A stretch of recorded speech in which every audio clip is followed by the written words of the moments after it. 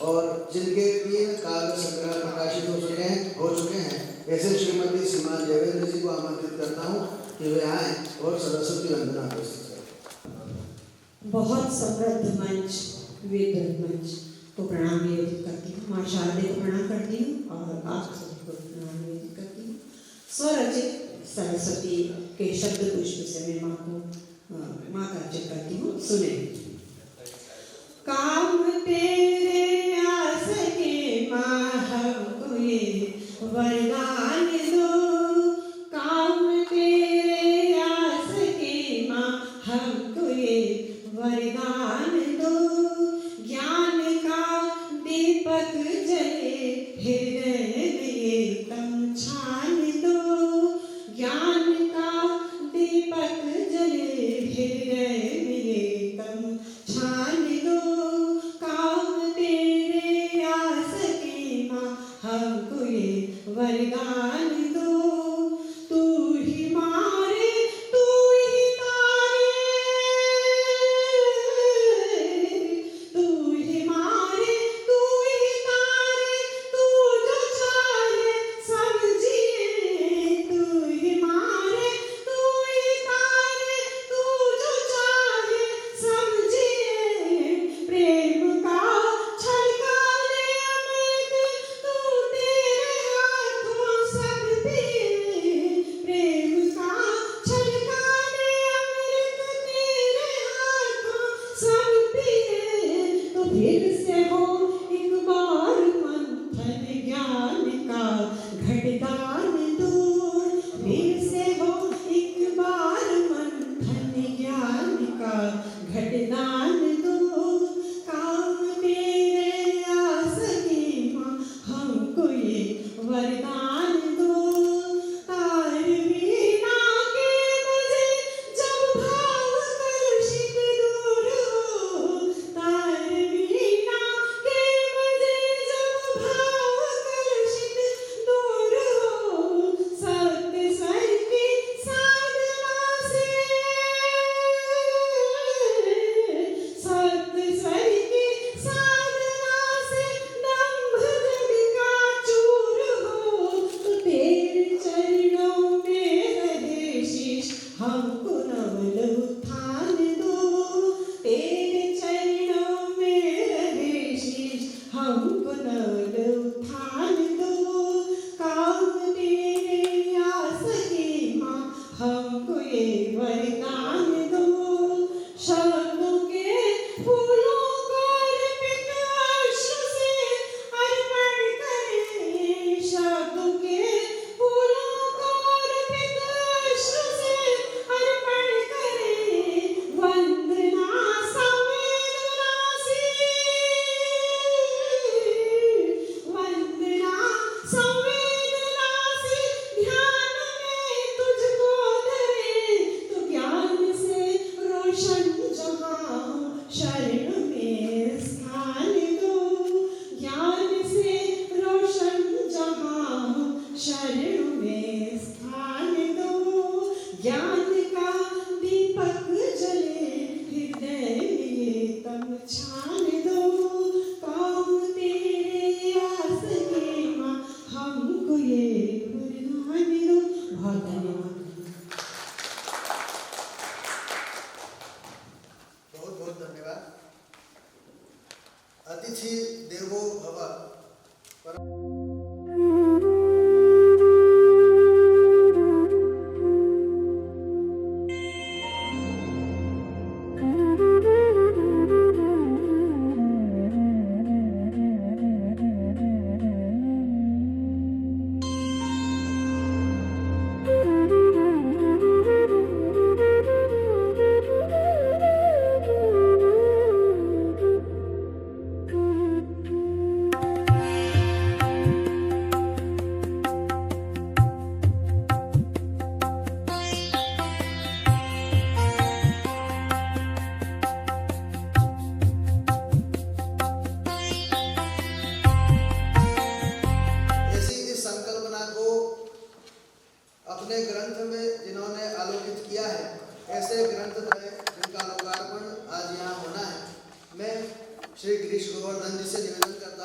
कि वे आए और वाचिक स्वागत के साथ साथ इस ग्रंथ की जो भूमिका है, ग्रंथ की क्या विषय वस्तु है, वह आज इस सभा में उपस्थित हो जो सज्जन हैं उन सभी के बीच वह पूर्व पीठिका के रूप में रखें।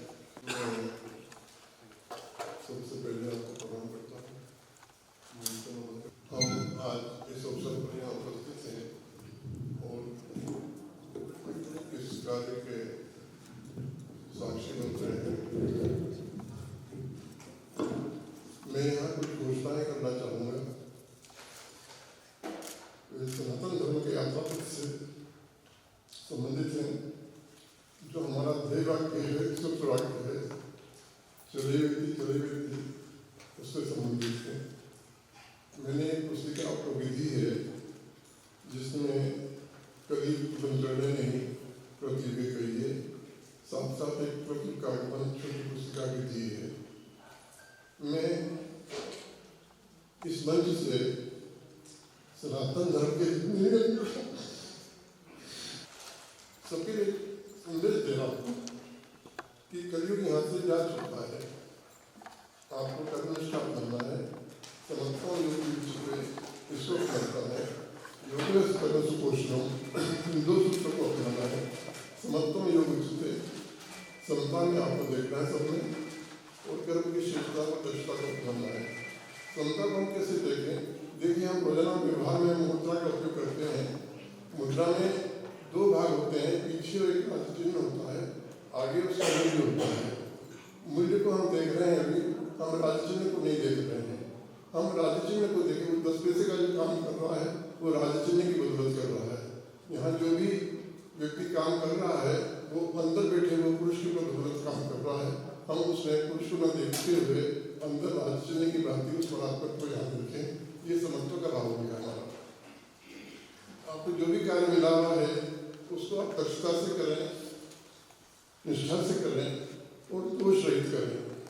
अगर आपने कोई कार्य कहने के बाद भी नहीं किया है तो वह अकृत है। कहने के बाद अगर आपने दोषपूर्ण, करने के बाद अगर दोषपूर्ण किया है तो वो भी अकृत है, और किया ही नहीं है तो भी अकृत है। तो जो काम किया गया वो प्रतिकृत हो गया है। तो आप जो कह रहे हैं उसको करिए, जो कर रहे हैं उसको दक्षतापूर्ण करिए, और जो कर रहे हैं उसको दोष रहित करिए। यही कृत्य का संदेश है। जो आप कह रहे हैं उसको आप कर रहे हैं तो वचन और कर्म आपका एक हो गया है।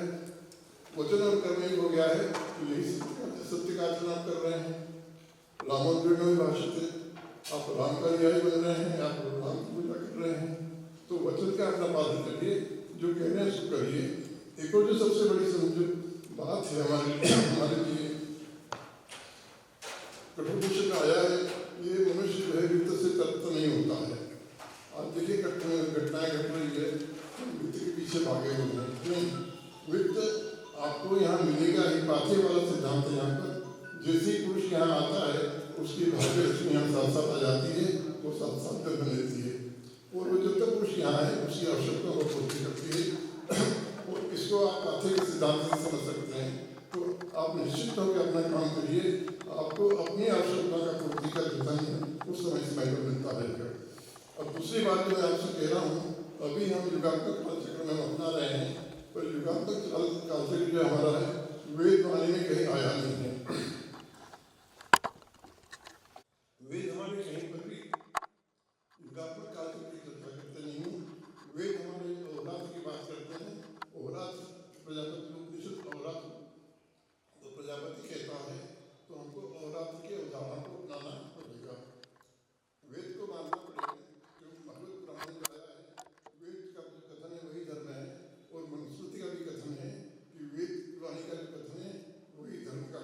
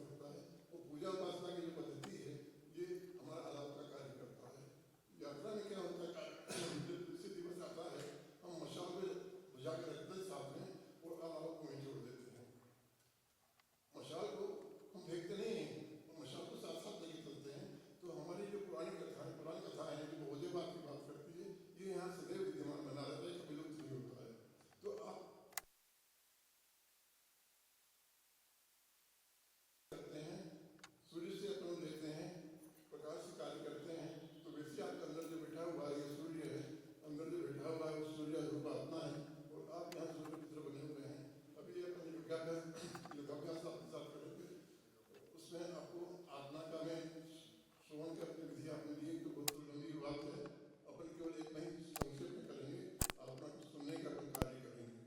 दूसरी बात एक और यहाँ पर है, जो सबसे बड़ी जो व्यवधान आएगा, हमारे शास्त्र में एक बात आई है, 28वां कलयुग चल रहा है। 28वां चल रहा है, ये एक मध्य से पहले की संख्या है।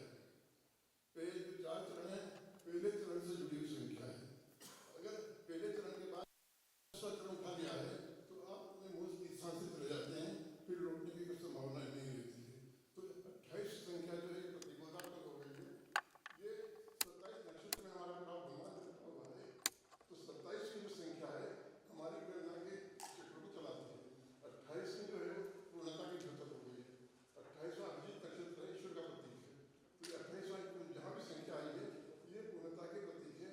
और ये 28वां कलयुग के लिए नहीं आया है, ये कई जगह मिलता है। कथा में अगर आप जाएं तो 28वां राजा विराट का जो है वहाँ भी 28 संख्या है, देवी की उसमें भी 28 संख्या आई है। तो 28 की संख्या बहुत जगह आई है, तो ये हमेशा नवीनता की एक पूर्णता की सूचक होती है। दूसरी एक और बात है, गणना में हम जो बात बनाते हैं एका एकम दश शतो सहस्र, ये 6 शब्द ऐसे आए हैं जो कि जिसको अपन कहते हैं समय लंबा हो जाएगा। जो वेदव्यास की महर्षि जो मानते हैं कि एक ही महर्षि वेदव्यास ने 4 भाग में विभाजित किया है, वो 4 भाग का विभाजन इन 6 शब्दों से जुड़ा हुआ है। वो एक लंबे व्याख्या की बात करता है, मैं उसकी चर्चा न करूँगा, पर यहाँ यही कहूँगा कि एकम पुरुष और उभय रूप का सूचक है। दश शब्द जो है वो इकाई रूप का सूचक है। अभी हम उसको गणनात्मक रूप से 10 ले रहे हैं, पर देखिए इकाई को जब 10 कहा तो वहाँ हमारा 10वां क्रमांक हो गया। 10वां अंश जैसे होता तो इकाई रूप हो जाता है। तो 10 शब्द हो गया। शत शब्द जहाँ भी आया है वो पूर्णता का द्योतक है। व्यवहार में हमारा पूर्णता हम अपनाते हैं। किसी को एक बार 2 बार आप कहते हैं, वो तीसरी चौथी बार करने की बात आती है तो आप कहते हैं भाई 100 बार तो कीजिए, कितनी बार कहें, तो 100 का अर्थ पूर्ण होता है। और सहस्त्र शब्द जो है ये 1000 अपना रहे हैं, पर सहस्त्र शब्द जो वैदिक साहित्य में उसके 3 अर्थ हैं। एक वो 1000 को कर रहा है, दूसरा 2 से अधिक जो बहुवचन उसको पुष्ट कर रहा है, और तीसरी जगह वो 2 इसको पुष्ट कर रहा है। वो 2 से अधिक, जैसे 60,000 राजा सगर के पुत्र हैं तो केवल 60 ही है। महर्षि वशिष्ठ के 100 पुत्र हैं तो मतलब वहाँ एक पुत्र वो पूर्ण है, मतलब वो विकलांग नहीं है, मानसिक रूप से नहीं है, वो लकवा नहीं है, वो सभा में बैठने लायक है, वो नेतृत्व करने लायक है, वो पूर्ण पुरुष है। ये उसका एक अर्थ होता है। देखिए वहाँ अगर आप शतपुत्र मानते हैं तो सावित्री को जो वरदान मिला उसको शतपुत्रवती कहा गया है, अकेली है। महर्षि वशिष्ठ का पत्नी एक ही है। तो ये जो संख्या प्रतिबोधात्मक हमको जानना चाहिए, अपनाना हमको पड़ेगा। नहीं अपना कालांतर के बाद कितना समय लगे ये बात लगती है कि सनातन यात्रा चल रही है तो ये कभी एक रोज परिवर्तन नहीं आता, एकाएक जो आता है परिवर्तन धीरे धीरे आता है। दूसरा एक और मैं कह रहा हूँ, यहाँ जो आपकी और हमारी जो स्थिति है, भगवत गीता में कहा गया 2 आगमों पुरुषों लोके, 2 पुरुष कौन है? क्षर और अक्षर है। और इन्हीं क्षर और अक्षर को कठोपनिषद में छाया और ताप कहा गया है। छाया और ताप, क्षर और अक्षर। देखिए छाया और ताप के साथ कोई कर्म बंधन नहीं होता है, कोई पाप पुण्य नहीं होता है। वही अवस्था आपके साथ भी लागू है। आपके साथ कोई कर्म का पाप और पुण्य यहाँ पर नहीं है। आप चेतना को स्वीकार करिए, कर्म की दक्षता को अपनाइए। ये जो स्वप्न बोध है, जो उसमें युगात्मक विभाजन में जो आया है, अहोरात्र विभजते सूर्यो, वहाँ जो कथन आया दिवस कर्म के लिए है और रात्रि स्वप्न के लिए है। देखिए स्वप्न में आप जो दृश्य देखते हैं उसका कोई दृश्य दिवस में होता नहीं है। तो ये जो हमारी काल गणनाएं हैं ये रात्रि वाली एक बात करती है।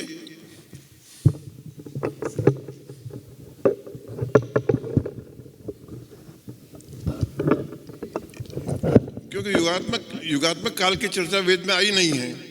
मनुस्मृति ने कहा है वेद धर्म का मूल है, तो ये हमको छोड़ना पड़ेगा और छोड़ना चाहिए।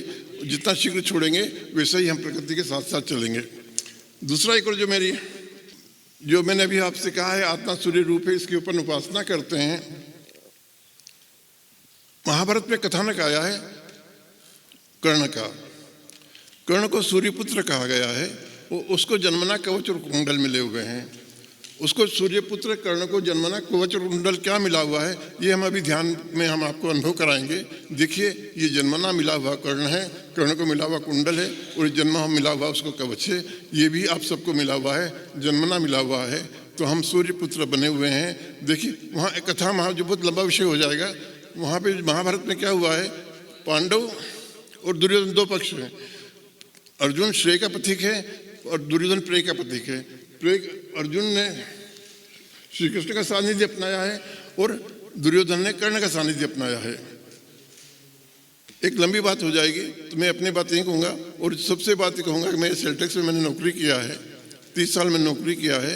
ये मैंने जो भी कार्य किया है, बाहर प्रदर्शनी मैंने सबको प्रदर्शित किया है, सभी जो ग्रंथ लिखे गए हैं।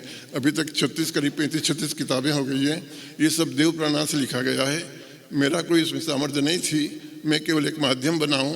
मैंने वेद ऋचाओं की व्याख्या की है, उपनिषद मंत्रों की व्याख्या की है, भगवद गीता के कथन की व्याख्या की है। और मैं जो भी मैंने कहा है, लिखा है, वो प्रामाणिक है। मेरे आचार्य यहाँ बैठे हुए हैं, आदरणीय डॉक्टर केदारनाथ जी जोशी, इनको मैं आरंभ से मुझे आशीर्वाद मिलता रहा है। मैंने आज उनको बुलाया, सर आज आपको आशीर्वाद देना मुझे पड़ेगा। उन्होंने मेरा निधन स्वीकार किया है, दूर नमन करता हूँ, आभार करता हूँ। मैं अपनी बात यहीं पूर्ण करता हूँ, क्योंकि कहने को बहुत कुछ है, पर मैं आपसे कह रहा हूँ कि यहाँ से कलयुग जा चुका है, कलयुग जा चुका है, कलयुग जा चुका है। हम कर्म निष्ठा को अपनाएं, सत्यता में आचरण करें, वचन और कर्म की एकरूपता को अपनाएं। तत्त्वमसि वह तुम हो, सोहम सोहम।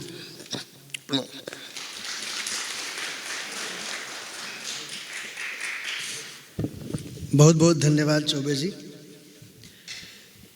यहाँ आज यह सत्र 2 प्रमुख भागों के साथ होगा, जिसमें ग्रंथत्रय लोकार्पण और द्वितीय सत्र के दौरान योगाभ्यास, जिसकी चर्चा अभी चौबे जी कर रहे थे। सबसे पहले अभी हम सभी अतिथियों को सुनेंगे, ग्रंथ का लोकार्पण होगा और अध्यक्षीय उद्बोधन के पूर्व 2 मिनट या 5 मिनट का योगाभ्यास का उनका अपना वो क्रम रखना चाहते हैं। यहाँ 3 ग्रंथ आज लोकार्पित होने वाले हैं।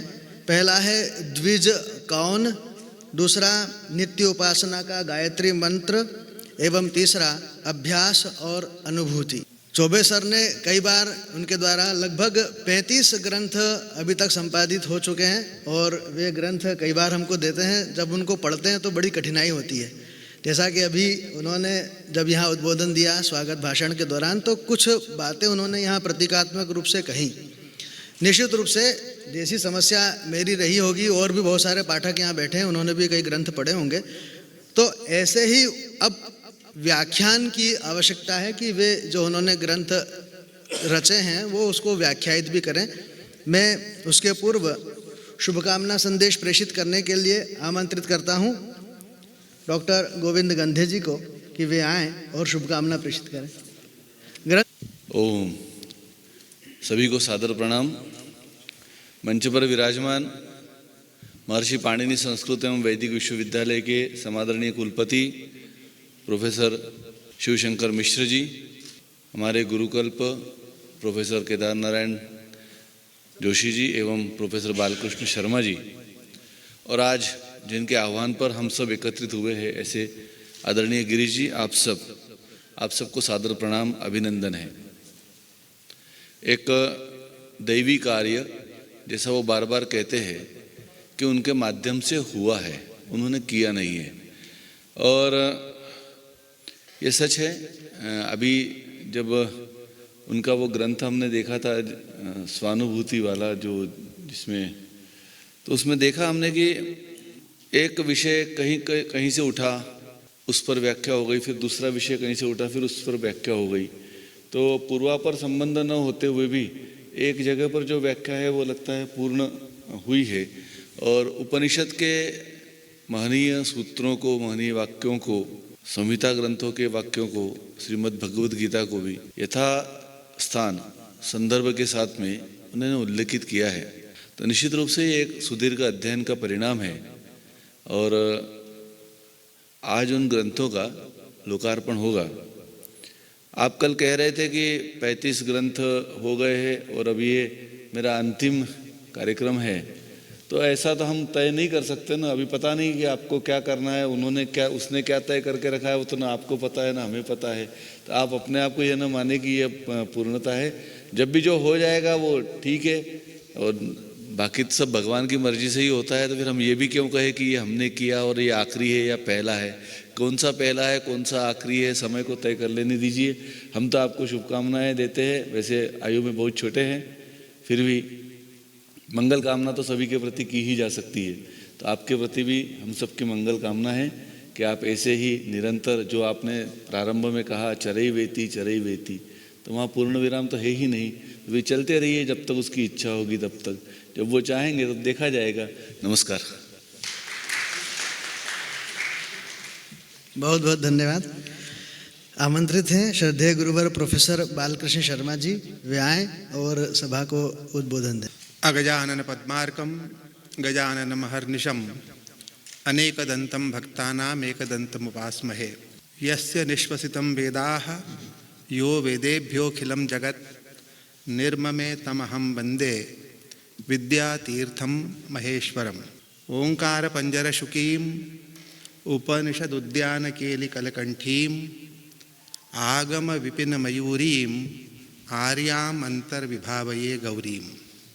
सम्मान्य गिरीश चौबे जी के 3 ग्रंथों के लोकार्पण के इस सुखद अवसर पर कार्यक्रम के अध्यक्ष महर्षि पाणिनि संस्कृत एवं वैदिक विश्वविद्यालय के परम सम्मान्य विद्वान कुलगुरु आचार्य शिवशंकर मिश्र जी, राष्ट्रपति सम्मान से समलंकृत विक्रम विश्वविद्यालय की संस्कृत अध्ययनशाला के पूर्व आचार्य एवं अध्यक्ष समादरणीय आचार्य केदार नारायण जोशी जी, कालिदास संस्कृत अकादमी के विद्वान निदेशक सम्मान्य डॉक्टर गोविंद गंधे जी, इस उपक्रम के मूलभूत सूत्रधार, मैं आचार्य कहूँ उसके बाद थोड़ी बात कह दूंगा, आचार्य गिरीश चौबे जी।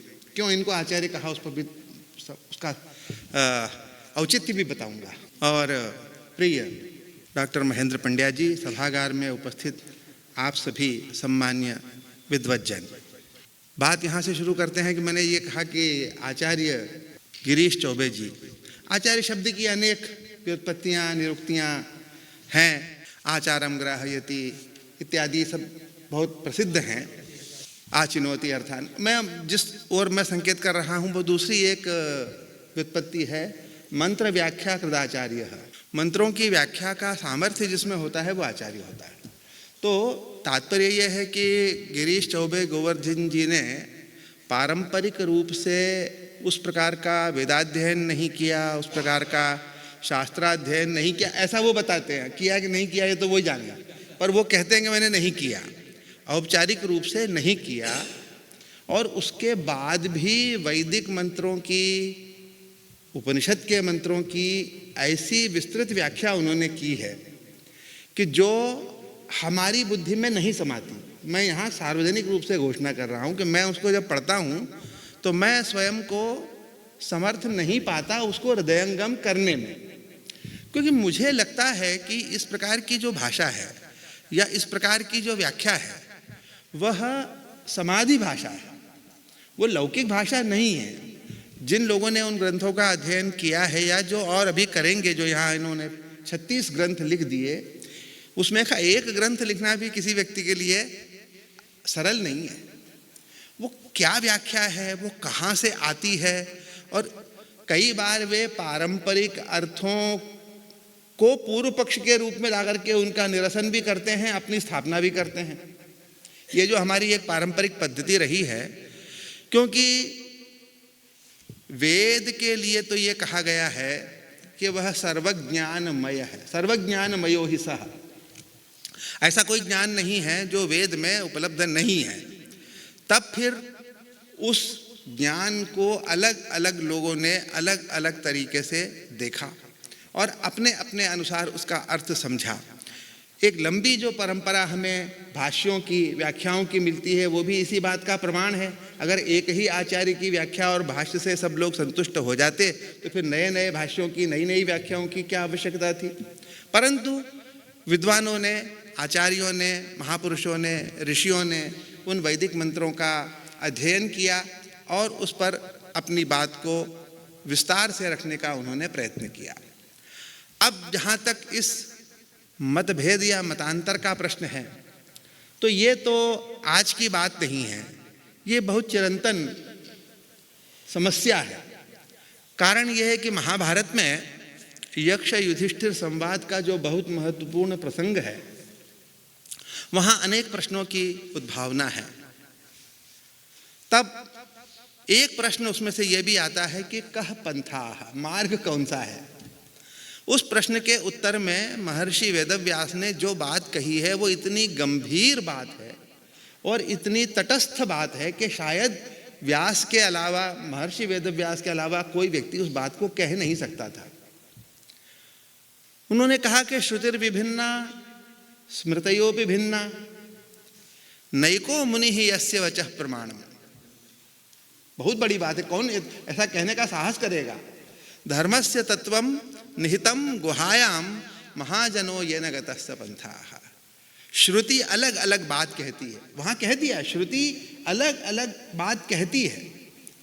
स्मृतयः विभिन्नाः, और जो उसका अनुगमन करने वाली स्मृतियां हैं, धर्मशास्त्र, वह भी भिन्न भिन्न बात करता है, अलग अलग स्मृतियां हैं। एक ही स्मृति से काम चल जाता तो इतनी अनेक स्मृतियां हमारे पास क्यों होती, परंतु आचार्यों का मतांतर है। तो श्रुतियां भिन्न भिन्न बातें कहती हैं, स्मृतियां भिन्न भिन्न बातें कहती हैं, और ऊपर से उन्होंने बड़ी कठोर बात कह दी, नैको मुनि ही यस्य वचः प्रमाणम्। ऐसा कोई एक मुनि नहीं है जिसके वचन को हम प्रमाण मान लें। क्यों? कि दूसरा मुनि उसके मत का खंडन करता है।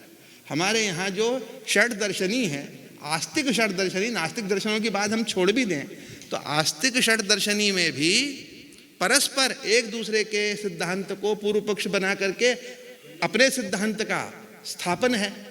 तो किसके मत को प्रमाण माने? नैको मुनि ही यस्य वचः प्रमाणम्। इसलिए तत्व ये हुआ कि धर्मस्य तत्वम निहितम गुहायाम। धर्म का जो तत्व है, धर्म का जो वास्तविक स्वरूप है, ये जो कुछ भी चर्चा हो रही है ये अंततः धर्म की ही चर्चा है। वेदो खिलो धर्म मूलम। तो उस धर्म मूलक वेद की जब हम चर्चा करते हैं या वैदिक वाणी की व्याख्या की जब हम बात करते हैं, तो हम धर्म के ही अनुसंधान में प्रवृत्त होते हैं। और धर्मस्य तत्वम निहितम गुहायाम, वो तो किसी गहरी गुफा में भीतर रखा हुआ है। वहां तक जाना, उसे समझना, उसके बोध को प्राप्त कर लेना बहुत कठिन है। तब क्या किया जाए? तो क्या निराश होकर के और बैठ जाएं, कुछ नहीं करना है? तब फिर सबसे सुंदर एक ही मार्ग बचता है। श्रेष्ठ लोग जिस मार्ग पर गए हैं उस मार्ग पर ही आप चलेंगे तो आपका हित हो सकता है। ये महर्षि वेदव्यास ने यक्ष के प्रश्न के उत्तर में युधिष्ठिर के मुख से कहलवा दिया, महाजनो येन गतस्य पंथाः। तो ये एक संदर्भ जो यहाँ हमने उपस्थापित किया, केवल इस बात का संकेत करने के लिए कि ये जो धर्म का स्वरूप है, यह जो वेद का स्वरूप है, इसके अनेक व्याख्यान शताब्दियों से, सहस्राब्दियों से होते रहे हैं। और ये ईश्वर का परम अनुग्रह है कि आज इस कलयुग में, वो तो कृतयुग कहते हैं, वो कहते हैं ये कलयुगे नहीं कहना है, इसको आप कृतयुगे कहिए, उसके उनके अपने पास अलग तर्क है। तो जो कुछ भी हो, ये कृतयुग हो, कलयुग हो, क्योंकि हमारे यहाँ तो यह कल्पः सकल्प पूर्वकः, ये जो एक हमारी जो कालगणना है एक चक्र के रूप में है, कभी उसका कोई विराम नहीं है। ये चतुर्युगी निरंतर प्रवृत्त रहती है और हम उसको कोई सा भी युग मान लें, चौबे जी के अनुसार भले हम उसको कृतयुग स्वीकार करें या पारंपरिक दृष्टि से जिसको हम कलियुग कहते हैं हम कलियुग कहें। तात्पर्य यह है कि वर्तमान युग में भी जबकि ज्ञान का इतना अधिक प्राबल्य नहीं है, हमारा ज्ञान निरंतर क्षीण होता जा रहा है, ये तो हमको इतिहास स्पष्ट कर रहा है कि हमारा क्या ज्ञान था और आज हम कहाँ इस बात को पहुँचते हैं। ज़्यादा बड़ी बात नहीं है, हम लोग जिन आचार्यों से पढ़े हैं, जिनके चरणों में बैठ कर के 2 अक्षर हमने सीखे हैं, हम ये मानते हैं, व्यक्तिगत रूप से मेरा मानना है कि हमारे वे गुरु जंगम बृहस्पति थे। हम उनको बृहस्पति ही मानते हैं कि उनके लिए कुछ भी छुपा हुआ नहीं था, सब कुछ हमको लगता है कि करतलामलकवत वे देखते थे। परंतु जब वे हमें पढ़ाते थे तो कहते थे कि हमारे गुरु जी को बहुत ज़्यादा आता था, हमें तो कुछ नहीं आता। जिनको हमने प्रत्यक्ष अपने जीवन में देखा और जिनको हमने ज्ञान निधि समझा वो ये कहते हैं कि मेरे पास तो कुछ नहीं है, मेरे गुरुजी थे। और ये बात भी निश्चित है कि अगर उनके गुरुजी से पढ़ा होगा कोई तो वो कहता होगा कि मेरे गुरुजी थे, उनको ज़्यादा आता था, भाई मुझे कुछ नहीं आता। तात्पर्य मेरा ये कहने का है कि ये जो ज्ञान की अविरल परंपरा है वो अभी उत्तरोत्तर वृद्धिंगत नहीं होती हुई दिखाई दे रही है, ये ह्रास इसका हो रहा है, एक क्षयोन्मुखी है। तो इस विषम परिस्थिति में भी अगर कोई व्यक्ति इस बात में समर्थ होता है कि वो वैदिक मंत्रों की व्याख्या करता है, वो भगवत गीता की व्याख्या करता है, भगवत गीता को भी उपनिषद ही कहा गया है ना, भगवत गीता से उपनिषदसु, तो अगर देखा जाए तो वह भी ब्रह्म विद्या है। तो ब्रह्म विद्या का यदि कोई व्याख्यान कर रहा है तो निश्चित रूप से ईश्वरीय परम अनुग्रह उन पर हमें दिखाई देता है। और इस बात का परम गौरव और हर्ष है कि आज उनके 3 नए ग्रंथ आज लोकार्पित होने जा रहे हैं, सामने आ रहे हैं। मुझे विश्वास है कि जैसे उनके पुराने ग्रंथ थे इसी प्रकार का गंभीर रहस्य इन ग्रंथों के माध्यम से भी अभिव्यक्त होगा। और उनकी यह जो मेधा है, उनकी ये जो प्रतिभा है, ईश्वरीय जो शक्ति है जो उनमें प्रादुर्भूत हुई है, उसके प्रति प्रणत होते हुए हम उनके कर्तृत्व को नमन करते हैं। नमो नमः। धन्यवाद श्रद्धेय गुरुवर।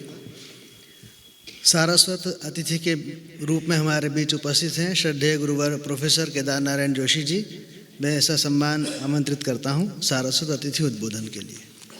चतुर्मुख मुखाम्भोज वनहंसवधूर्मम मानसे रमतां नित्यं सर्वशुक्ला सरस्वती आंगिकं भुवनं यस्य वाचिकं सर्ववाङ्मयम् आहार्यं चंद्रतारादि तं नुमः सात्विकं शिवम् आत्मा त्वं गिरिजामतिः सहचराः प्राणः शरीरं गृहं पूजा ते विषयोपभोगरचना निद्रा समाधिस्थितिः संचारः पदयोः प्रदक्षिणविधि स्तोत्राणि सर्वागिरो यद्यत् कर्म करोमि तत्तदखिलं शंभो तवाराधनम।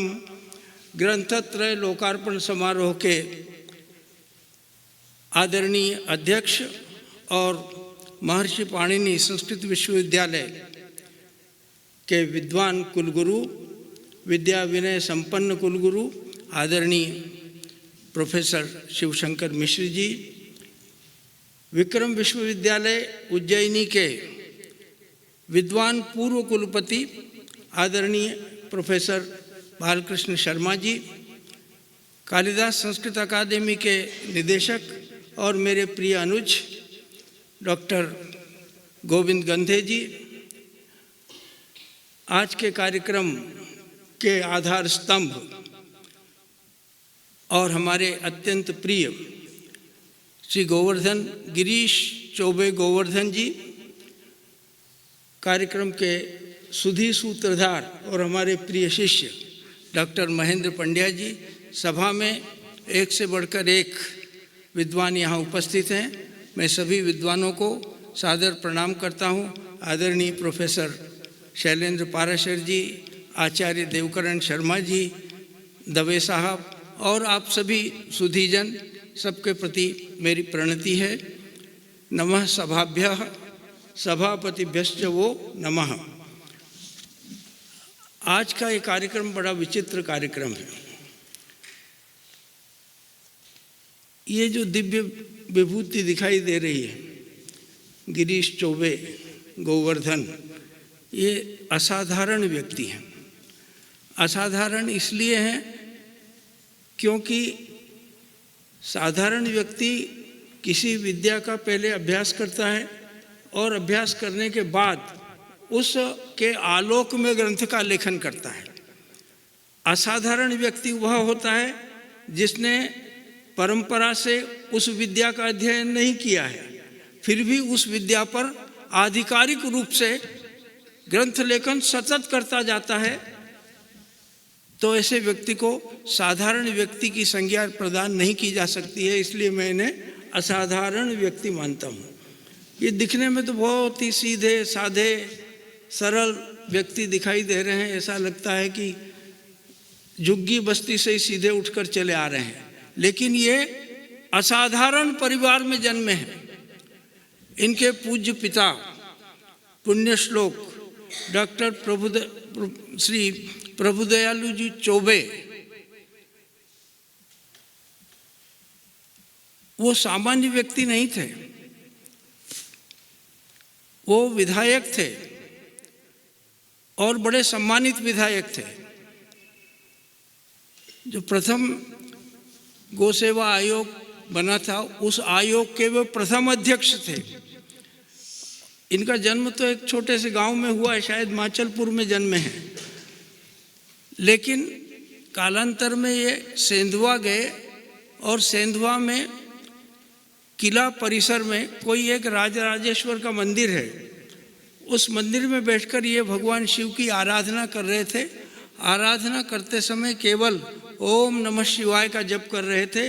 ओम शब्द का उच्चारण करते समय पता नहीं ऐसी कोई प्रभु कृपा इन पर हुई कि इन्होंने ओम का साक्षात्कार किया, अनुभव किया, अनुभूति की।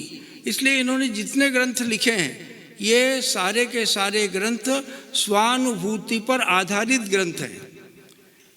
इन्होंने संस्कृत नहीं पढ़ी, मैं जानता हूँ अच्छी तरह से। इस राजनीति शास्त्र में एमए है, दर्शन शास्त्र में एमए है। अभी कुछ वर्ष पहले ही संभवतः ज्योतिर्विज्ञान एवं संस्कृत में भी इन्होंने एमए किया है। मेरा इनका 25-30 वर्ष पुराना संबंध है। एक दिन ये अकस्मात मेरे घर आए और साष्टांग दंडवत प्रणाम किया। मुझे आश्चर्य हुआ कि जिस व्यक्ति को मैंने पहले जीवन में कभी देखा नहीं, मेरे प्रति इतनी श्रद्धा, इतना आदर कि साष्टांग दंडवत प्रणाम कर रहे हैं। तो मैंने पूछा, आप कौन? बोले, मैं गिरीश। गिरीश तो परमात्मा है। गिरीशो गिरीशो मृडः, भगवान शिव का पर्याय है। तो आप प्रणम में हैं, मुझे क्यों प्रणाम कर रहे हैं? बोले, नहीं, आप मेरे पूर्व जन्म के आचार्य हैं, मेरे पूर्व जन्म के आप गुरु हैं। मुझे बड़ा आश्चर्य हुआ, मुझे तो इस जन्म का ही ज्ञान नहीं है पूरा।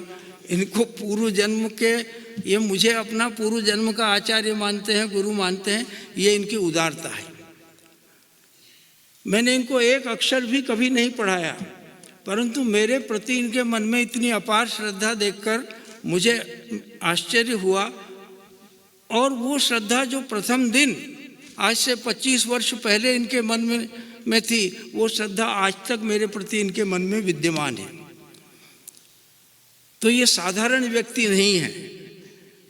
ये जो कुछ भी लिखते हैं अध्ययन के आधार पर कम लिखते हैं, ये प्रभु कृपा के आधार पर अधिक लिखते हैं और अपनी अनुभूति के आधार पर अधिक लिखते हैं।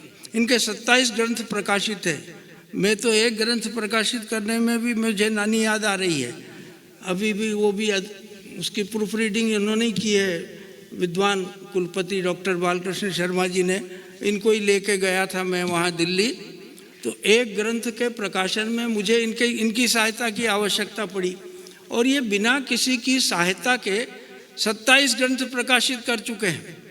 उन 27 ग्रंथों में से एक भी ग्रंथ किसी प्रकाशक ने अपने व्यय पर नहीं किया है। 27 ग्रंथ के प्रकाशन का खर्च स्वयं ने उठाया है। एक ग्रंथ पर मैं इनका कितना खर्चा आता है तो कहते हैं अभी ये जो पुस्तक प्रकाशित हुई इसमें मैं 96,000 का पेमेंट कर चुका हूँ।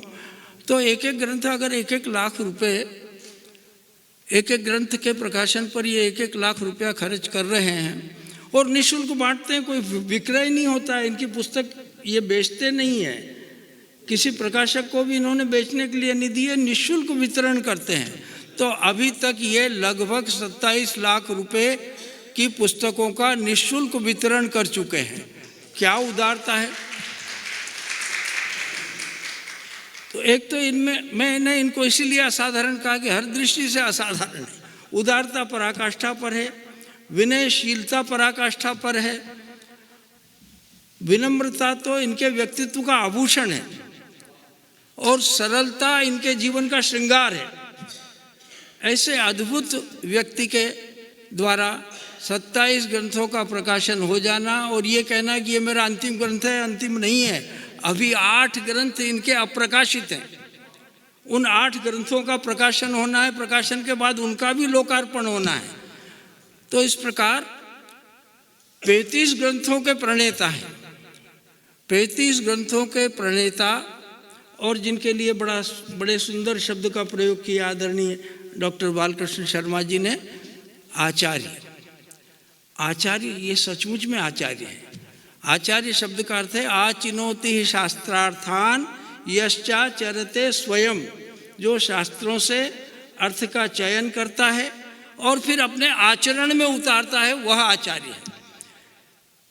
इनके ग्रंथों को जब मैं पढ़ता हूँ तो मुझे आश्चर्य होता है कि जिस व्यक्ति ने संस्कृत पढ़ी नहीं, वो वेद, उपनिषद, गीता, रामायण, श्रीमद् भागवत, इन सब के उद्धरण प्रस्तुत करते हैं, तो चकित रह जाता हूँ। तो इसका अर्थ है कि इन्होंने बिना संस्कृत पढ़े भी संस्कृत के ग्रंथों का अध्ययन किया, और न केवल अध्ययन किया, उनको अपने आचरण में उतारने में भी सफलता अर्जित की। इसलिए सचमुच में ये आचार्य है। ये हमें भले ही पूर्व जन्म का आचार्य कहें, पर हम इनको अपना इस जन्म का आचार्य घोषित करते हैं। तो मुझे बहुत प्रसन्नता है, ये निरंतर निष्ठापूर्वक ग्रंथ लेखन में लगे हुए हैं और केवल एक ही काम करते हैं।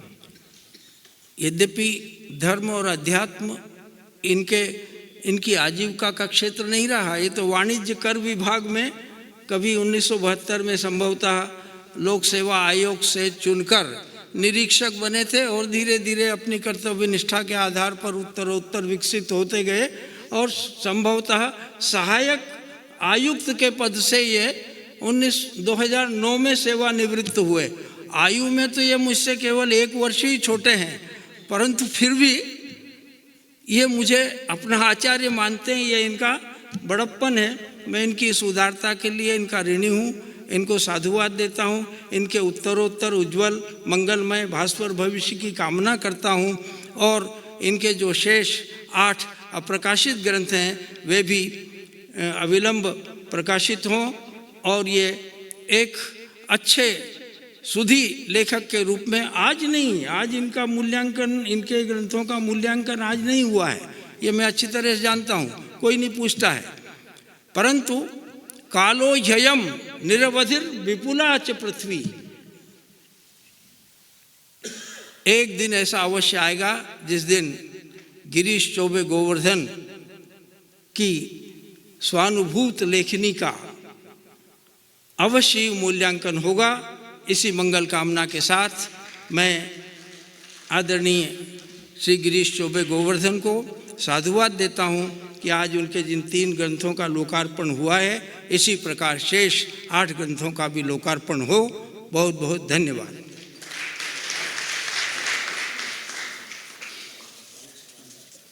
बहुत बहुत धन्यवाद श्रद्धेय गुरु जी।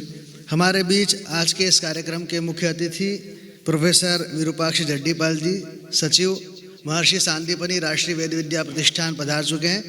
मैं निवेदन करता हूं श्री गिरीश गोवर्धन चौबे जी से कि वे उनका भी अभिनंदन करें पुष्पमाला, अंगवस्त्र और श्रीफल के द्वारा।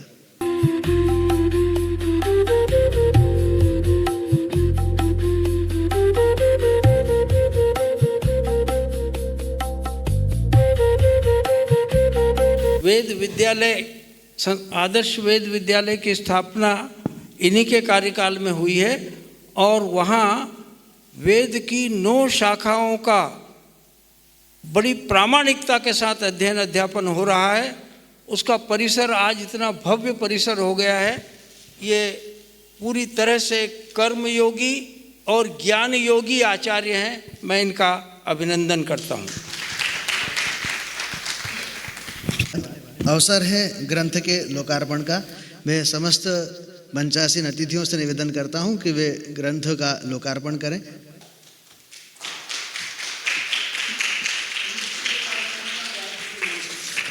यहाँ 3 ग्रंथ, पहला द्विज कौन, दूसरा नित्य उपासना का गायत्री मंत्र एवं अभ्यास और अनुभूति संभवामि युगे युगे। इस प्रकार 3 ग्रंथों का यहाँ लोकार्पण विधि संपादित की जा रही है। आप सभी करतल ध्वनि से अभिनंदन करें।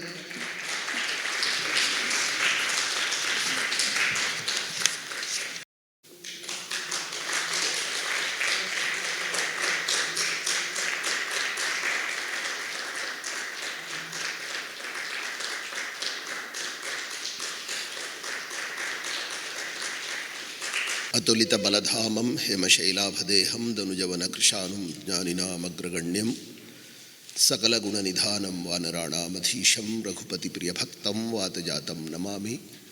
बुद्धिर्बलं यशोधैर्यं निर्भयत्वमरोगता अजाड्यं वाक्पटुत्वं च हनुमत्स्मरणात् भवेत्। सबसे पहले तो क्षमा प्रार्थी हूँ कि जब लगभग 1:30 बजे निकल ही रहा था, कोई ऐसा कार्य आ गया जो मैं छोड़ के नहीं आ सकता था, इसलिए आप सभी से क्षमा प्रार्थी हूँ। विषय यह है कि आचार्य गिरीश चतुर्वेदी जी, चौबे जी, मैंने सोचा कि वैदिक शब्द ही बोलूं, तो इसलिए मैंने वही शब्द बोला। गिरीश चतुर्वेदी जी, गिरीश चौबे जी हैं। उनका परिचय बहुत ही वर्षों का नहीं है, लेकिन मैंने एक अंतरात्मा की बात सुनी।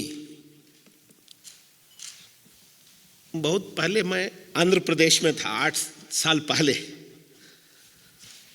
तो वहाँ एक जगह है पीठापुरम, बहुत प्रसिद्ध जगह है, साधना स्थली है। बहुत बचपन में 1-2 बार गए हैं वहाँ। उसमें दत्तात्रेय भगवान का ही वो पीठ है, इसलिए उसको पीठापुरम ही कहते हैं। ये जो अवधूत परंपरा का ये क्षेत्र है। जब दक्षिणामूर्ति स्तोत्र पढ़ते हैं, गुरोस्तु मौनम व्याख्यानम शिष्यास्तु छिन्न संशयाः, यह जो पंक्ति है, उस पंक्ति का अभी गुरुजी बता रहे थे।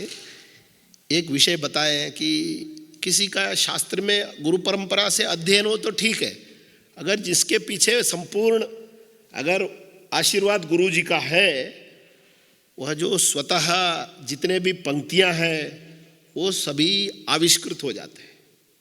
अब हमारे बीच में गुरुजी जोशी जी हैं, आचार्य बालकृष्ण जी हैं, और सम्मान्य कुलगुरु जी हैं, गंधे जी हैं, और आप सभी हैं। इस परंपरा से तो सभी लोग आए ही हैं। इसी धरती के एक कवि राजशेखर हुए। राजशेखर जी का ये उज्जैनी के बारे में एक चर्चा है काव्य मीमांसा में। हाँ, श्रूयते च उज्जैन्याम काव्यकार परीक्षा, ये पंक्तियां हैं। वहां परीक्षा होती थी, बड़े बड़े कवि लोग आते थे। ऐसे कवि भी आते थे जो आज के दिन में कहा जाए वो दिव्यांग दिव्य चक्षु है, ऐसे कवि भी आते थे। लेकिन उनकी जो वर्णनाएं होती थी ऐसे होती थी, लोगों ने पूरे दुनिया को उसने पीस के पा लिया, मतलब पी लिया। मतलब उनके इतना प्रकट होता था, देखने के लिए तो वो देख नहीं सकते थे, दिव्य चक्षु थे, तथापि प्रत्येक वस्तु की जो सूक्ष्मता है उनके अनुभव होता था। उसमें अंतिम में पंक्ति लिखते हैं, राजशेखर जी लिखते हैं कि यही है गुरु जी का जो अनुग्रह है, अनुग्रह की यह महिमा है।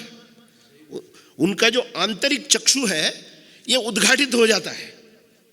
जब आंतरिक चक्षु उद्घाटित हो जाता है, ये तो चर्म चक्षु है ना, इसका ज्यादा महत्व नहीं रहता है। कभी कभी अभी शालाओं में भी लोग देखते हैं, छोटा बच्चा है, 3 साल का है, पूरी गीता कंठस्थ है। 7 साल का बच्चा है, वो IIT में MSc कर लिया है, बहुत पहले से। कोई तथागत एक व्यक्ति था बिहार का, उसने 6-7 साल में MSc किसी IIT से कर लिया था। कभी कभी देखने में भी मिलते हैं। इसलिए आचार्य जी का जब ये साक्षात्कार हुआ, वो आए थे एक दिन, मैंने उनको देखा तो अपने ग्रंथ सहित आए थे। लेकिन मेरा पहला प्रश्न था उनसे, कौन से परंपरा से आप अध्ययन किए? तो मैंने सोचा कि उज्जैनी में जो भी आते हैं कोई ना कोई, चाहे वो कहीं भी कार्य करते होंगे कार्यालय में, लेकिन उनके पीछे तो बचपन में माता पिता पढ़ाते हो, ऐसे लंबी परंपरा है, ऐसा जगह है, ये महात्मा की जगह है। तो मैंने उनसे पूछा, तो उन्होंने कहा कि कुछ भी नहीं पढ़ा मैंने, सरकारी कार्यालय में कार्य किया। तब मेरी जिज्ञासा बढ़ी। उन्होंने मुझे 1-2 किताब दिए, तो मैंने दिन में तो पढ़ने का अवसर ही नहीं था, सब फाइलों में चला जाता है।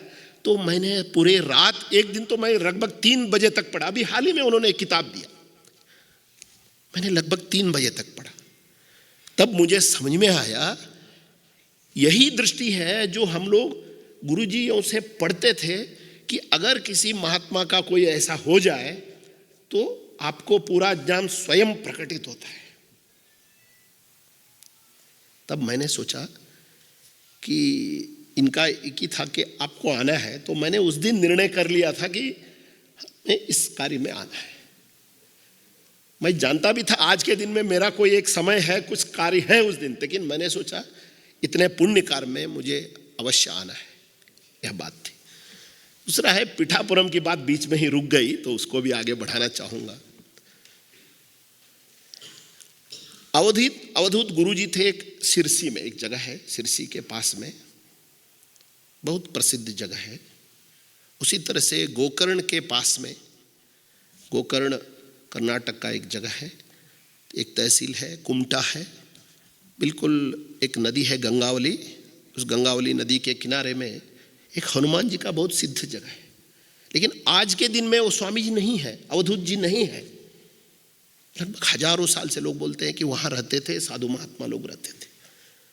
वो अवधूत, उसको अवधूत पीठ भी मानते हैं। कई बार हम लोग गए हैं, बचपन में भी गए हैं, जब पढ़ते थे उस टाइम में भी उसी रास्ते से गुजरते थे।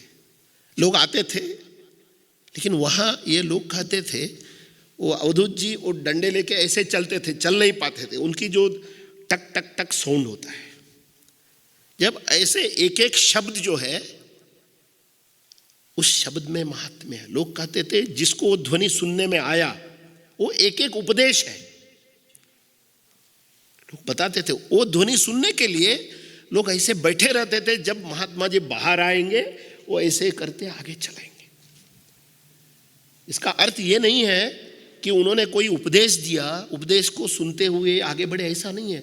उतनी ध्वनि से ही लोगों को ज्ञान का आविष्कार होता था, जिसका भगवत पाद जी ने लिखा, गुरोस्तु मौनम व्याख्यानम शिष्यास्तु छिन्न संशया। ये जो मौन व्याख्यान वाली जो बातें शास्त्रों में, शास्त्र पंक्तियों में मिलती हैं, ये इस तरह की पंक्ति है।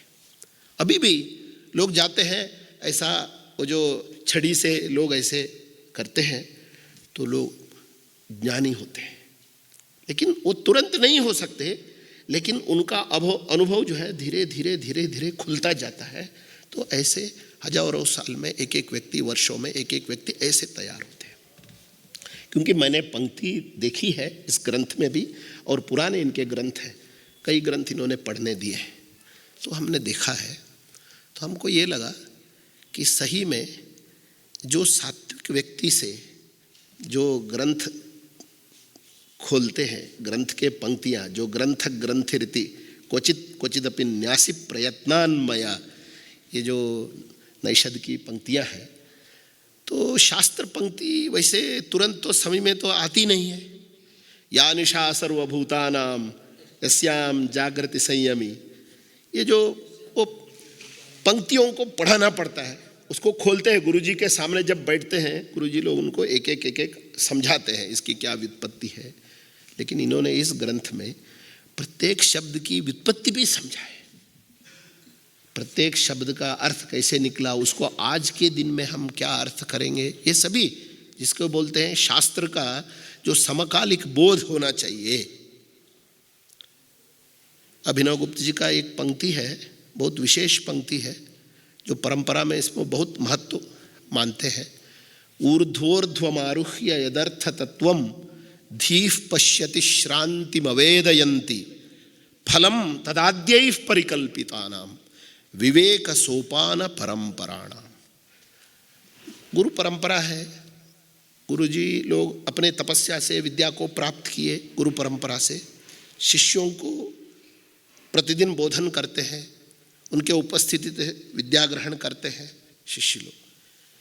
लेकिन यह जो परंपरा है वो एक दिन की नहीं है, उनके पीछे गुरु के पीछे गुरु जी है और गुरु जी है, महागुरु जी है। ऐसा ऊर्ध्वर्ध्व आरुह्य यदर्थ तत्वम धीफ पश्यति, वो जो बुद्धि की परंपरा आगे आगे तक जाती है, एक जगह रुकती नहीं है। अगर इसको पूरा जोड़ दे वेद परंपरा तक जाते हैं।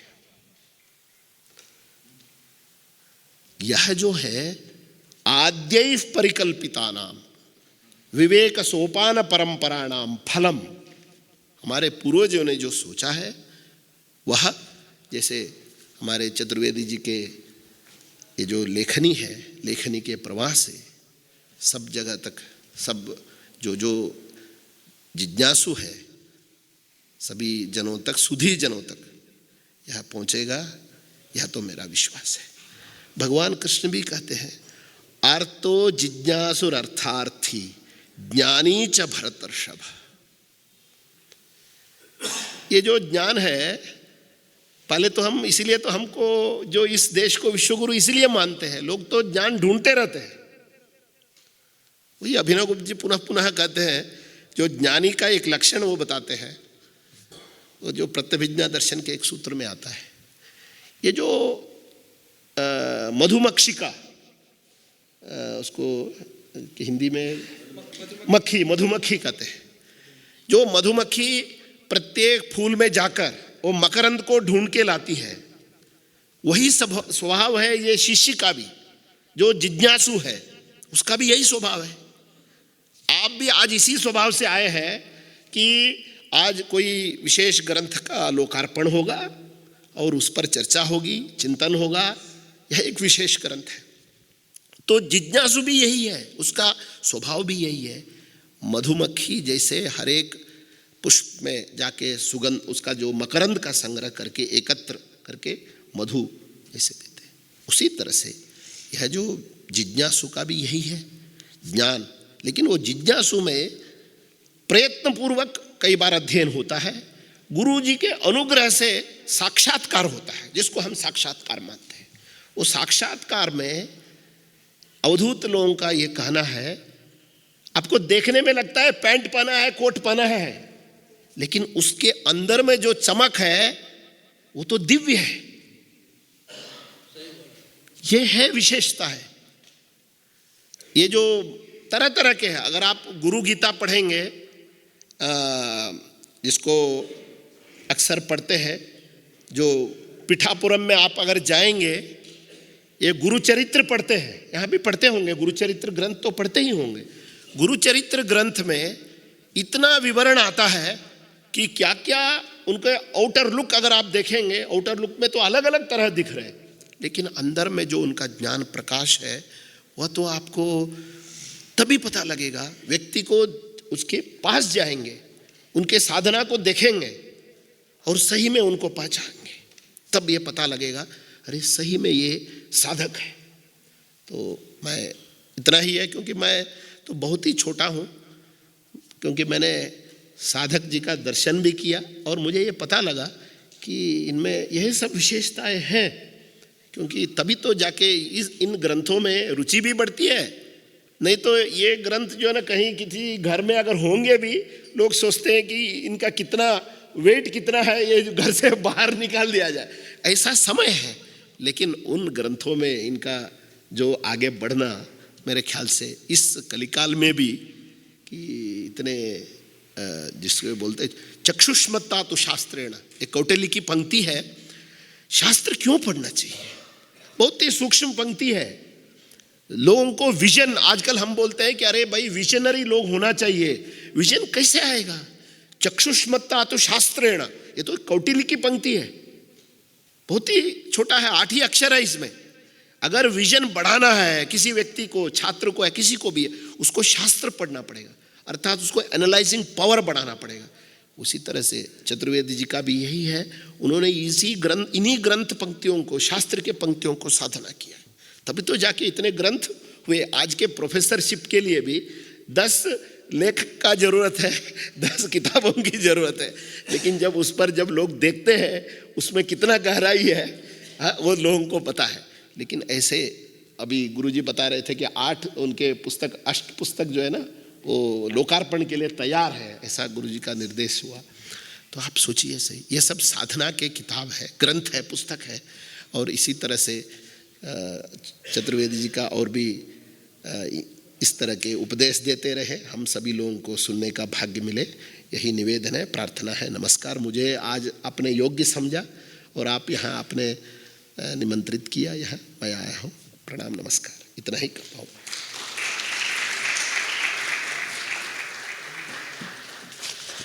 बहुत बहुत धन्यवाद।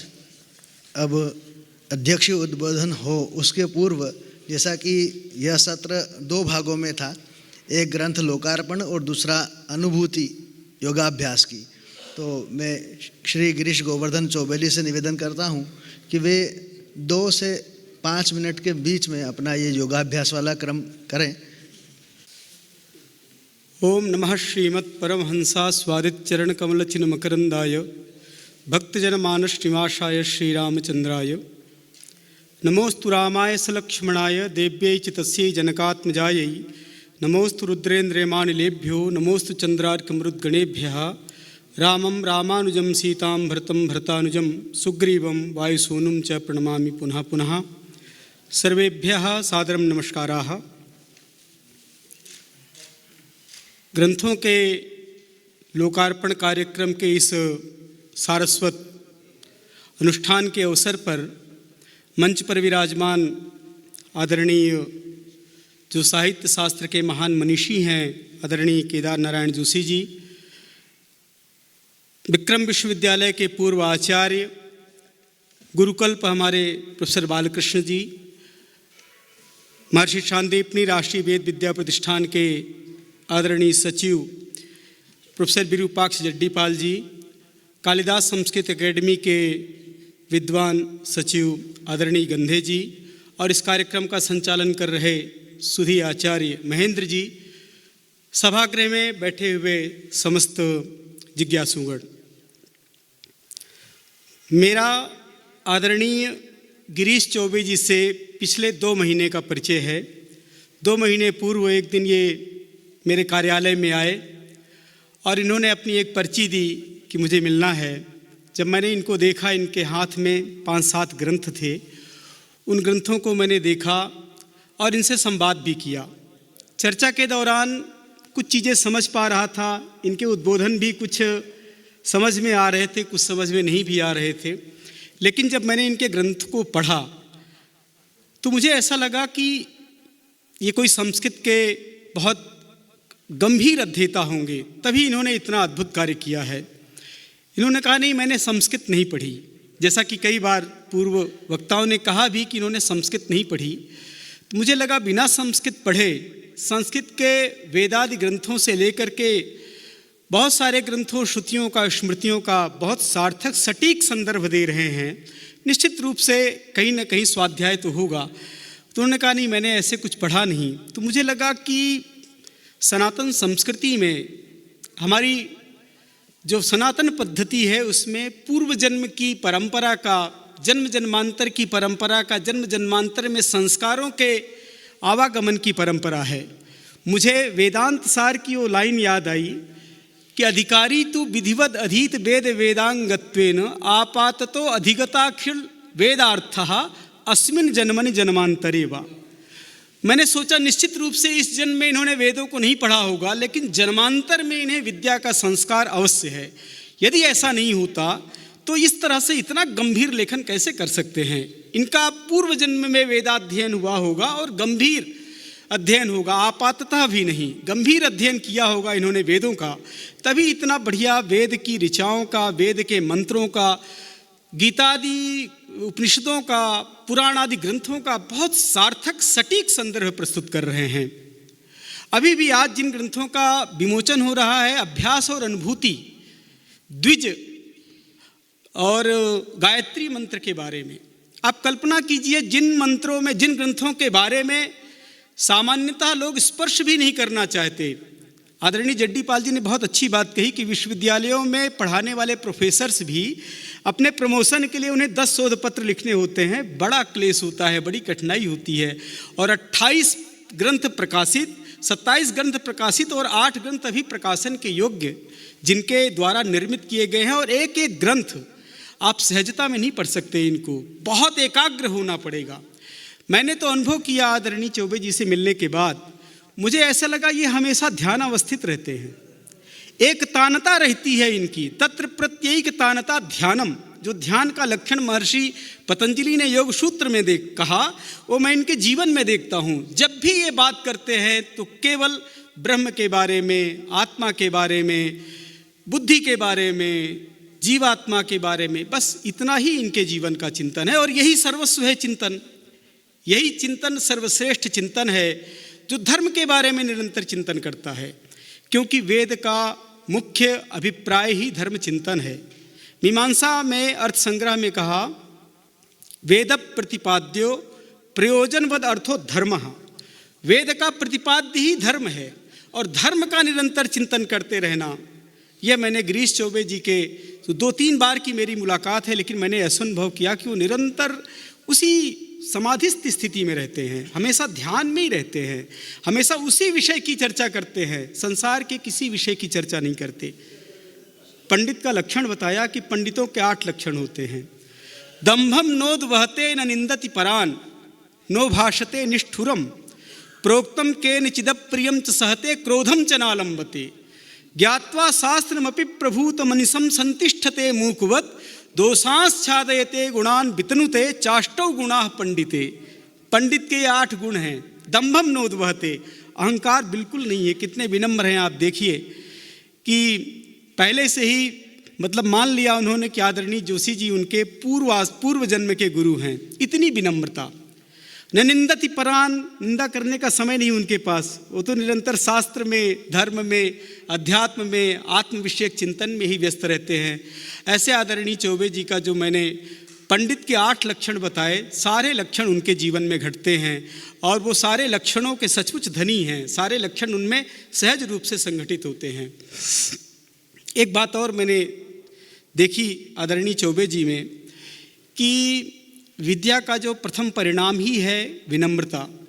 इतनी सहजता है उनके जीवन में, इतनी विनम्रता है। और अभी मैं उनका अभी सद्या मैंने उनके इस गायत्री वाले ग्रंथ को देखा तो पहले ही लिखा है गायंतम त्रायते इतियासा गायत्री। बिना संस्कृत पढ़े ऐसी व्युत्पत्ति कौन दे पाएगा। बिना गायत्री के संदर्भ में जितने संदर्भ हैं उन संदर्भों को बहुत अच्छे सटीक अर्थों में, दुर्जायते इति द्विजः, बहुत स्पष्ट रूप से, यदि किसी की संस्कृत की पृष्ठभूमि नहीं होगी तो मैं समझता हूँ ऐसा लेखन नहीं किया जा सकता। हमेशा आत्मा के बारे में, आत्मा इस संसार का, आत्मा विद्वानों का, मनीषियों का जो सर्वश्रेष्ठ मेधा है उसके चिंतन का केंद्र बिंदु है आत्मा। सामान्य मनुष्य तो बहुत सारे विषयों का चिंतन कर सकते हैं, लेकिन आत्मा का चिंतन करना ये बहुत उत्कृष्ट मेधा का परिणाम है। गीता में कहा, आश्चर्यवत् पश्यति कश्चिदेनम, आश्चर्यवत् वदति तथैव चान्यः, आश्चर्यवच्चैन मन्यः शृणोति, श्रुत्वा प्रेनम वेदन चैव कश्चित्। कोई इसको आश्चर्य से देखता है, कोई इसको आश्चर्य से इसके बारे में बताता है, कोई इसको आश्चर्य के पूर्वक इसे श्रवण करता है और कोई सुनकर के भी नहीं जान पाता। ऐसा है वह आत्म तत्व। उस आत्म तत्व पर जो लेखन करे, जो चिंतन करे, ऐसे हैं गिरीश चौबे जी। बहुत ही हम लोगों का सौभाग्य है और मुझे लगता है कि भारतीय संस्कृति में, हमारे सनातन चिंतन में एक चतुर्थाश्रम कैसा होना चाहिए इसके दृष्टांत हैं आदरणीय गिरीश जी। चतुर्थाश्रम में हमारे यहाँ परंपरा ही है कि सब कुछ छोड़ करके धर्म का चिंतन करना, धर्म का चिंतन करना ही जीवन का परम प्रयोजन है।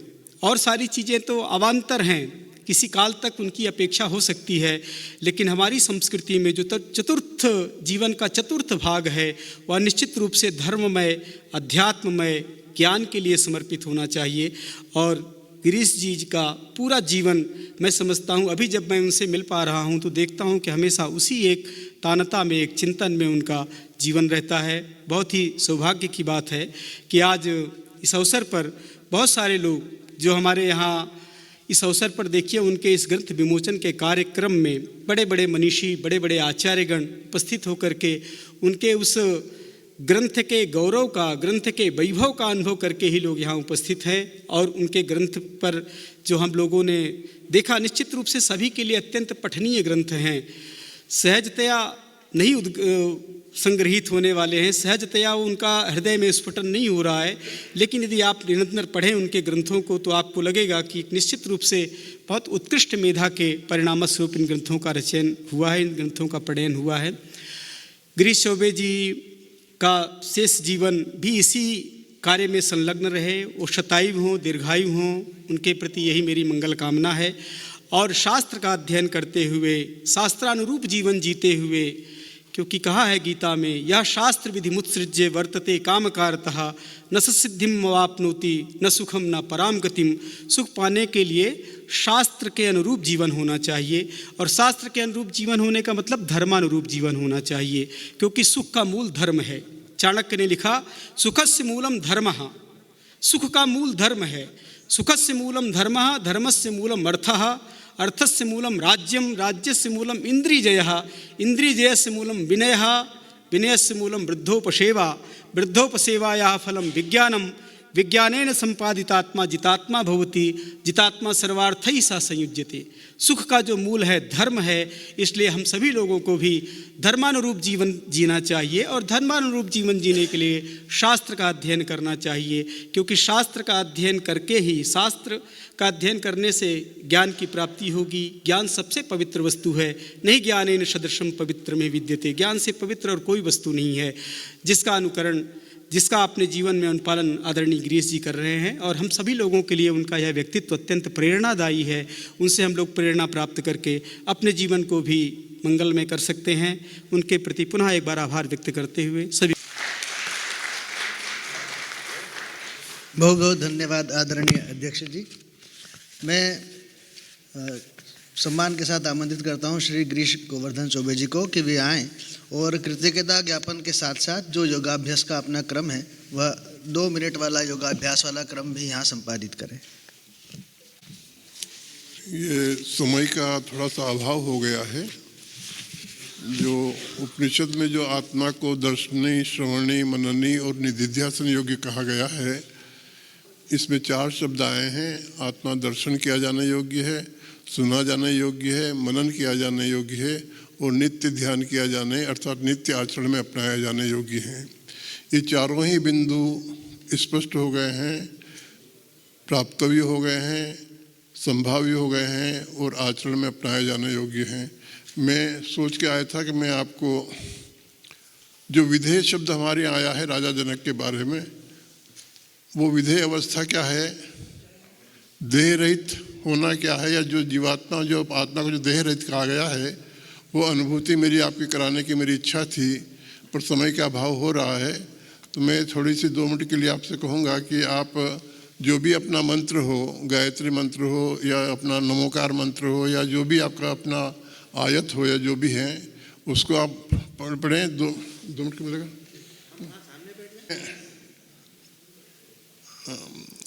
जो केनोपनिषद के जो 8 मंत्र पहले के हैं वो आत्मा के बारे में चर्चा करते हैं, और उन्हीं का वहाँ जो सबसे बड़ी बात आई है कि मन जिसके द्वारा मनन करता है, नेत्र जिसके द्वारा देखते हैं, कान जिसके द्वारा श्रवण करते हैं, वाणी जिसके द्वारा बोलती है, वो तुम जानो वह ब्रह्म है। अगर आप इनके मन की, वाणी की, कान, उसकी शब्द की या उसकी उपासना कर रहे हैं आप, तो ये ब्रह्म नहीं है।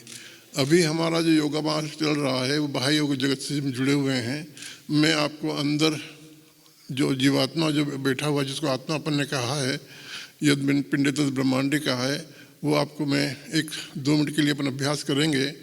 और मेरा एक निवेदन रहेगा, अभी जब आप मौन रह के कोई चीज़ पढ़ते हैं तो आप शब्द को पढ़ते नहीं, उसका संज्ञान आप लेते हैं। तो अभी आपको करना क्या है, आप वो बोलेंगे जैसे आप बाहर बोलते हैं वैसे ही आपको मन ही मन बोलना है, शब्दशः बोलना है, अक्षर अक्षर बोलना है, और उस शब्द को अक्षर अक्षर सुनना है। नेत्र आपको बंद करना पड़ेगा, क्योंकि उपनिषद बोलता है कि ये उस परमात्मा ने जो स्वयं प्रकट हुआ है, इंद्रियों के द्वार बाहर की ओर जाने वाले बनाए हैं, इसलिए अंदर देखता नहीं है। आपको अंदर देखना है तो चेतना को अंदर लौटाना पड़ेगा, बाहर से उसको ले जाना पड़ेगा। अगर आप उसको नहीं बंद करते हैं तो यहाँ एक सूक्ति लागू होती है कि इंद्र मायावी है, मायावी है, वो पकड़ में नहीं आता है। अगर आप सोचेंगे मैं बैठे बैठा पकड़ लूँगा उसको, तो पकड़ में नहीं आएगा। आपको आरंभ में नेत्र बंद करना ही पड़ेगा। अगर आपका अभ्यास हो जाता है फिर बाद में वो नहीं, पाबंदी नहीं है। करना ये है कि आप 1-2 मिनट के लिए मैं अभ्यास अपन करेंगे। ये इसके परिणाम कई बार होते हैं, ये विस्तृत व्याख्या की जरूरत है, एक व्याख्यान की जरूरत है कि इसके परिणाम क्या क्या हमको मिलेंगे। पर सबसे बड़ा परिणाम ये मिलेगा आपको कि जीवन में एक स्थिरता आएगी, शांति आएगी, सुखद अनुभव होगा, और जो कुछ घट रहा है उसका सानिध्य आपको भास होने लगेगा, पूर्वाभास होने लगेगा। और एक और सबसे बड़ा जो इसमें लगेगा, प्रकृति का सानिध्य आपको मिलने लगेगा। आपके कार्य में सफलता होना है या नहीं होना ये आपको मिलेगा। वो मैं आपसे कहता हूँ, जो मुझे जो अनुभव हो रहा है, मैं कहीं जाता हूँ तो मुझे घंटी बजाने की जरूरत नहीं पड़ती। कहीं ना कहीं मुझे ऐसा लगता है कि सामने कोई ना कोई गाइड खड़ा है और मुझे कहीं ले जा रहा है, अपने मुझे मेरा काम तत्काल हो जाता है। और मुझे अगर नहीं मिल रहा तो मैं सोचता हूँ मेरे अपने व्यवधान या कार्य नहीं होना है। करना क्या है कि आपको दोनों नेत्र बंद करिए, आराम से आप बैठ जाइए। जो भी आपका इष्ट मंत्र हो, नमोकार मंत्र हो, गायत्री मंत्र हो, दीक्षा मंत्र हो या आयत हो। देखिए, मैं आयत का इसलिए बोल रहा हूँ कि आप जो अनुभव कर रहे हैं, हमने इसको पार्थिव देह कहा है, वहाँ उन्होंने इसको कब्र कह दिया है। कब्र से निकाला जाएगा क़यामत के पहले। मैं विनाश देख रहा हूँ, मैं आने वाला विनाश देख रहा हूँ। मैं उसकी व्याख्या अब नहीं कर सकता मैं आपके लिए, वो गोपनीय बात है, वो कहना भी नहीं चाहिए कि क्या होने वाला है। मैं एक आने वाला विनाश देख रहा हूँ। वहाँ अपन ने पार्थिव शरीर कहा है, उन्होंने कब्र कहा है। हमने विदेह कहा है, उन्होंने कब्र से निकालना कहा है। दोनों सिमिलर है, उसमें कोई अंतर नहीं है। और फिर आप कहेंगे वहाँ आप क्यों लिंक कर रहे हैं? देखिए, हमारी सनातन धर्म की परंपरा, हम कबड्डी खेलते हैं तो हम एक एक ग्रुप जाता है, वो एक एक ग्रुप से 2 बढ़ जाते हैं। तो हमारे भारत की स्थिति क्या है? यहाँ जो भी विधर्मी है वो एक एक ग्रुप से बटा हुआ है। मतलब कबड्डी के खिलाड़ी यहाँ खेल चल रहा है। मुख्य बात आते हैं, आप आंखें बंद करिए, मन ही मन मंत्र को उच्चारण करिए और उसको सुनने का प्रयास कीजिए। उसको आप सुनिए।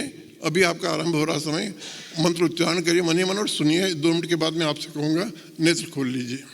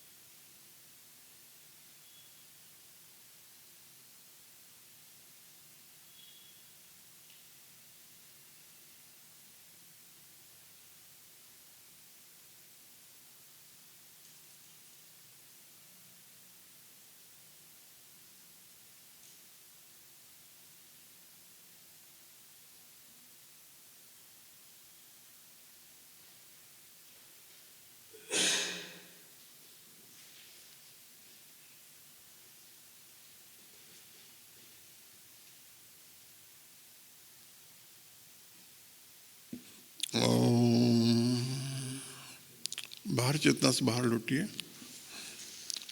अपने अंदर शब्द को सुना होगा।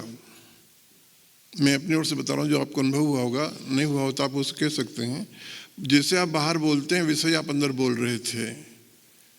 आप शब्द को वैसा ही सुन रहे थे। अगर आपकी थोड़ी सी एकाग्रता है तो वहाँ शब्द ऐसा लगता है कोई बाहर बोलने वाला शब्द ही सुनाई देता है। यहाँ आपने अनुभव किया होगा, आप श्वास का वहाँ कोई व्यवधान नहीं था। बाहर जब आप बोलते हैं तो श्वास की जरूरत पड़ती है। अंदर जब आप बोल रहे थे श्वास का कोई व्यवधान नहीं था। श्वास आ रही थी और जा रही थी। देखिए, बोलने वाला अलग था, सुनने वाला अलग था। आप दृष्टा सुनने वाले, आप साक्षी बने हुए थे। आप कहेंगे मैं खुद बोल रहा हूँ, वो अच्युत शब्द वहाँ भगवद गीता में आया है। देह जीवात्मा जो आत्मा के लिए और पार्थिव देह के लिए वहाँ पे अलग बात आई है, अच्युत आया है। आपने वहाँ अनुभव किया होगा, आप शब्द से बोल रहे हैं, बगैर जीवा के बोल रहे हैं, बगैर कान के उसको सुन रहे हैं, और उस बोलने में श्वास प्रश्वास की कोई जरूरत नहीं है। तो यही मनन वाला विषय हो गया है कि अंदर जो बोल रहा है, सुन रहा है, वो आपका जीवात्मा है। और जब आप देह रूप से बोलते हैं तो आपको जीवा की जरूरत पड़ती है, कान सुनने के लिए कान की पड़ती है। ये देखिए, ये पहला आपका श्रवण वाला जो उसमें आया है, श्रोतव्य, द्रष्टव्य, श्रोतव्य, मंतव्य, निधिध्यासितव्य, ये ज्ञान और कर्म का भेद हो गया है। यहाँ पहले अपने शब्द को सुना है। शब्द को पहले क्यों सुना है? अगर कोई आपके बाहर दरवाजे के बाहर आ जाए, वो आपको आवाज़ देगा, अगर परिचित हैं तो आप उसको जान जाएंगे, अगर अपरिचित तो देखना उसको चाहेंगे। तो व्यवहार में शब्द सुनना पहले आ जाता है, देखना बाद में आता है। देखिए, दूसरी जो क्रिया है देखने की, वो इससे जुड़ी हुई है। इसके बाद तीसरी जो है उसमें बाद में अपन करेंगे, पर दो जुड़ा हुआ है इसी से। अंदर जो आप परिचित, अगर आप बोल रहा हो अपरिचित है, अपन मान लेते हैं कि अंदर जो बोल रहा था वो अपरिचित है, हमको उसको देखना है बोलने वाला कौन है। अभी अपन ने अनुभव किया कि हाँ, बोलने वाला कोई अलग और मैं केवल उसका श्रोता बना हुआ हूँ, मेरा उसमें है। तो अभी दूसरा अभ्यास फिर से आप 2 मिनट के लिए करेंगे। अंदर मन ही मन बोलिए और बोलने वाले को देखना है आपको, और देखना भ्रुकुटी के मध्य में देखिए आपके क्या दिखाई देता है। अगर फिर 2 मिनट में चर्चा करूंगा, 2 मिनट के लिए वही अभ्यास है। अंदर मन ही मन बोलिए और भ्रुकुटी के मध्य में देखिए क्या दिखाई दे रहा है आपको।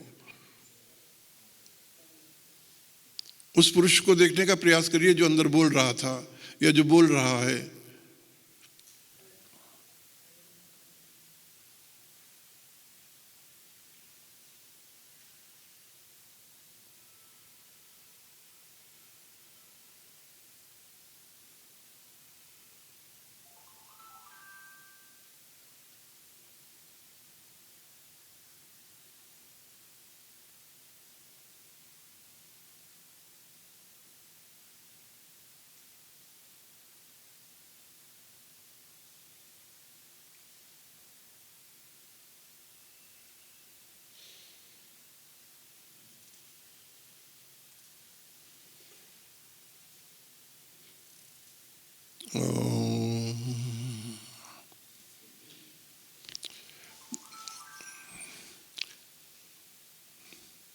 देखिए, संक्षेप में अपन करते, देखिए आपने एक सबसे बड़ा जो अनुभव किया होगा, चेतना को बाहर आने में समय लगता है। आप चेतना जब अंदर जा रही है, ये यही लोक और परलोक वाला भेद यहीं पे जाननी, इत और उत वाला जो भेद है यहीं पे स्पष्ट हो जाता है। आप यहाँ आपकी चेतना है, अंदर जो चली वो उत लोक में चली गई थी, उसको आप धीरे धीरे यहाँ लेके आ रहे हैं। आपने अवश्य ही वहाँ पे भ्रूमध्य में कुछ न कुछ देखा होगा। कुछ भी नहीं दिखा है तो ये बात अलग है। आपने कोई रंग देखा होगा, प्रकाश देखा होगा, या प्रकाश का बिंदु देखा होगा। आखिरी में वहाँ प्रकाश का बिंदु दिखाई देता है, रंग वहाँ दिखाई देते हैं। या कुछ भी नहीं दिखाई देता तो मान लीजिए आप बाहरी बहिर्मुख चित्तवृत्ति आपकी बहुत ज़्यादा है, अंदर कुछ न कुछ आपको वहाँ दिखाई देना चाहिए। ये बहुत लंबा विषय है, मैंने संक्षेप में परिचय कराया है। जो भी रुचि हो, हमारी सेवा है, मुझे आप बुला सकते हैं या कहीं भी आप आयोजन करके कर सकते हैं, या मैंने भी अपने घर पे एक व्यवस्था कर रखी है हाल की। जिनकी इच्छा हो वहाँ पधारें, लाभ लें। ये हमारी ध्यान की प्रक्रिया है, ऋषि ध्यान की प्रक्रिया है। यत पिंडे तत् ब्रह्मांडे वाली बात है।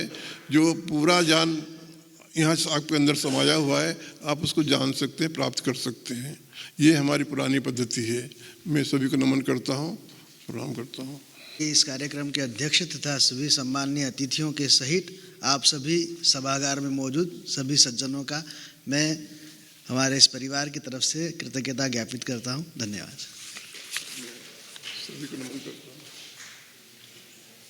जी का अनुज, हम लोग बहुत गौरवान्वित महसूस कर रहे हैं, और कुछ हमें भी आभास हुआ, थोड़ी ज्ञान प्राप्ति हुई कि ये क्या चल रहा है, क्यों कार्यक्रम हुआ और इसकी कितनी गंभीरता और उपयोगिता है, यह भी थोड़ा हमें समझ में आया। आदरणीय बालकृष्ण शर्मा साहब, आदरणीय मिश्र साहब, सभी लोग यहाँ उपस्थित हुए, उनका चौबे परिवार की ओर से मैं बहुत बहुत धन्यवाद करता हूँ।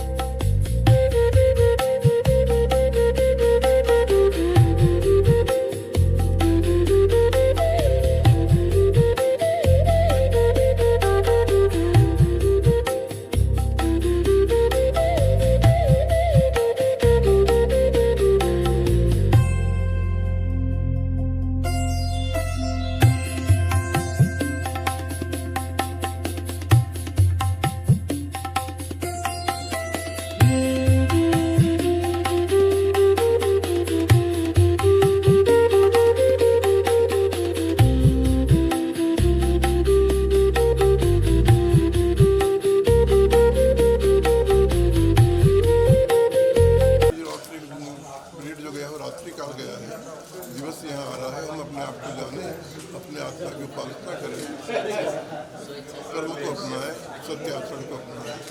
यहाँ विधि में परिवर्तन हो गया है, नीति का जो विधान उसमें परिवर्तन हो चुका है। अगर हम अपनाएंगे तो हमारा जीवन सुखमय रहेगा। और सनातन धर्म की यात्रा यही है कि यहाँ परिवर्तन को अपनाते हैं और साथ साथ चलते हैं। हमारे यहाँ क़यामत नहीं आती, हमारे यहाँ परिवर्तन आता है। और जिन्होंने क़यामत कहा उनके लिए यहाँ क़यामत आ चुकी है, क्योंकि अभी आपने अनुभव किया होगा, अपने देह रहित स्वयं को अनुभव किया होगा। जब देह रहित अनुभव किया है आपने, तो यही हमने पार्थिव देह से बाहर आके निकले, हमने अनुभव किया है, तो यही बात वहाँ कब्र से बाहर निकलना पहले